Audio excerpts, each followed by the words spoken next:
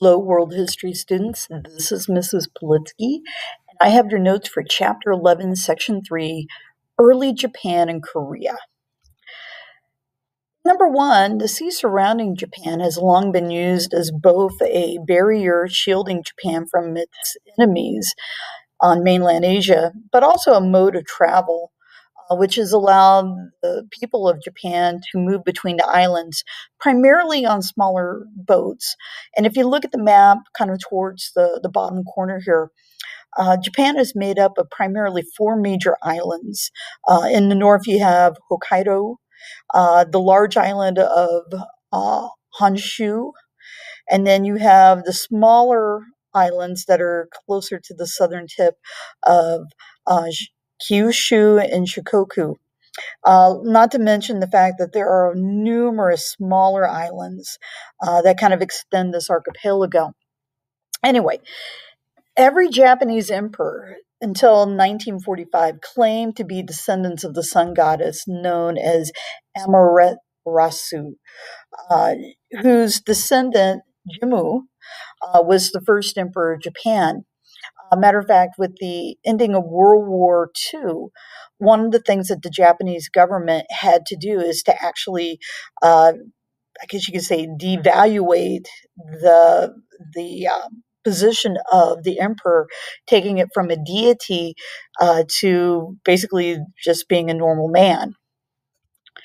Most people who settled on the Japanese islands came from mainland Asia, and that's over thousands of years. But as these inhabitants of the Japanese islands kind of settled in, they kind of formed clans, and each clan in early Japan worshipped the spirit of their common ancestor, kind of like the people of China. They had their ancestor, but in the Japanese culture, the spirit of their ancestor is known as the kami.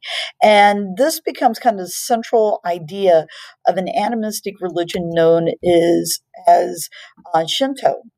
Shinto is still practiced today in Japan, but a lot of Japanese are actually a blend of two different religions. Some will practice some of the traditions of Shintoism while at the same time practicing traditions of Buddhism. So it's kind of a unique culture in that respect when you think about religion. And number five, Japanese women served their country as fighters known as samurai. And not only that, but men were samurai as well. In times of peace, they were writers of great literature, such as the Tale of the Genji, which is called the world's first novel. Shinto beliefs influenced life in Japan, and as a result, their way of life, or way of worship, the divisions of clans, the people that the clan leaders were descended from, being the kami. Just kind of a recap.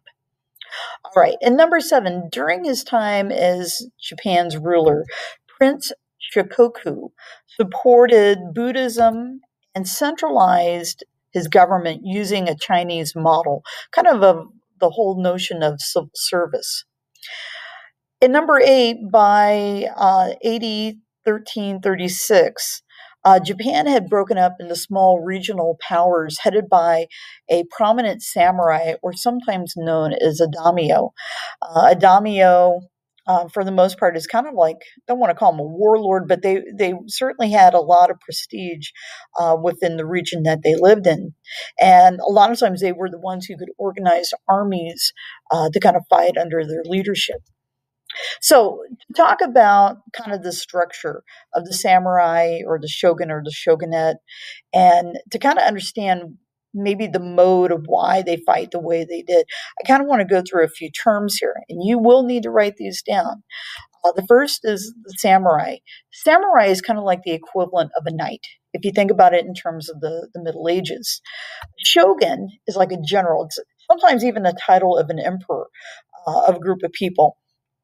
And they rule as like a shogunate, meaning that they have a military form of government that is obviously headed by the shogun, who is your general. So it's obviously kind of a militant mindset. The way of the warrior is kind of the eight um, goals of fighting in kind of like medieval Japan. And this is also going to set the tone for the Japanese as far as how they fight in the modern world. So, a warrior, be it a samurai, is going to hold on to these different traits. Loyalty. They're always going to be loyal to their daimyo at all costs. Their daimyo is kind of like their local heads samurai in their neighborhood. They're never going to be disloyal. They're not going to turn their back on the daimyo. They're going to own up to what they have to do. They're always going to have courage, even when they're faced with impossible odds.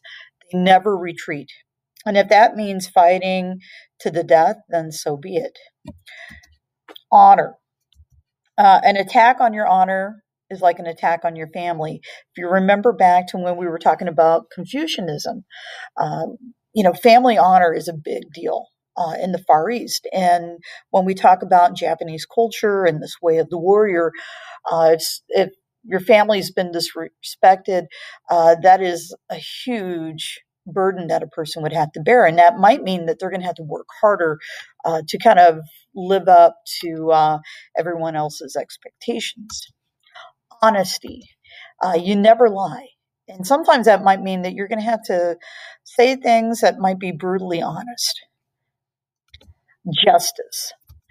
You always act in a fair way to others. And hence, this is going to dictate how you might work with maybe people that you have defeated. You always want to act in a just and fair manner, which isn't very much different than when you start looking at like the code of chivalry. Benevolence. This is a big word. Benevolence is a fancy word for showing love or affection or sympathy. You're having emotion. And, if somebody, if your friend is hurt, you're going to show concern for them. And that's really what this benevolence is. Politeness. Always use your manners. When we talk about the Japanese culture, manners are the key of everything. There is a certain way of doing things, a certain way of basically showing emotions or showing your disapproval. You have to do it in a respectful manner, and thus using your manners is part of that. And finally, this idea of reverence. This always has a lot to do with religion. You always show and feel respect for the gods. All right.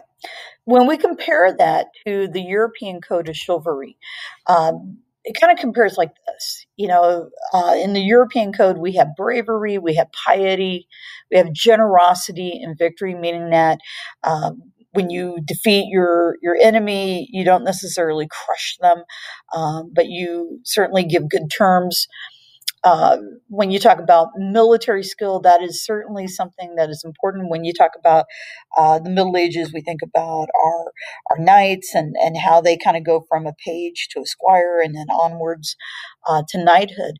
And some of that is showing the skills that you have as a warrior. And then finally, there's always this courtesy that you're going to have for women. So I'm going to flip here. If you go back and you look at the way of the warrior, there's a lot in common between that and the code of chivalry. All right. Thank you very much.